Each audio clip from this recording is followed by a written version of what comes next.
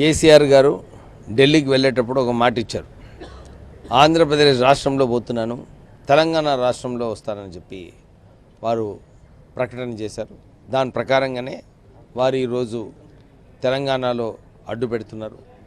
అందరూ తెలంగాణ ప్రజలందరూ కూడా ఉత్సాహంతో వారికి స్వాగతం చేస్తూ ఈరోజు అందరూ కూడా ఎయిర్పోర్ట్కి వచ్చి ఒక ర్యాలీలో గన్పాక్ దగ్గర వెళ్ళి ఎవరైతే 1500 మంది ప్రాణ బలిదానాలు చేసుకున్నారో తెలంగాణ గురించి వారికి జోహార్లు చెప్తూ వారికి పూలు నివాళి ఇచ్చి మళ్ళీ ప్రెస్ కాన్ఫరెన్స్ చేసి తెలంగాణ ఏదైతే అపాయింటెడ్ డే అవసరమో తొందరగా కేంద్రం దాన్ని ప్రకటించి ఒక రాష్ట్రం కల్పించి తొందరగా తెలంగాణ ఎట్లా సస్యశ్యామలం చేసుకోవాలి, తెలంగాణ ప్రజలకు ఎట్లా ఉపయోగపడాలి, ఉద్యోగాలలో, నీళ్లలో, బడ్జెట్ నిధులలో ఇవన్నింటిలో కూడా తెలంగాణను సస్యశ్యామలం చేపించే బాధ్యత అందరూ తెలంగాణ ప్రజలది ఉంది.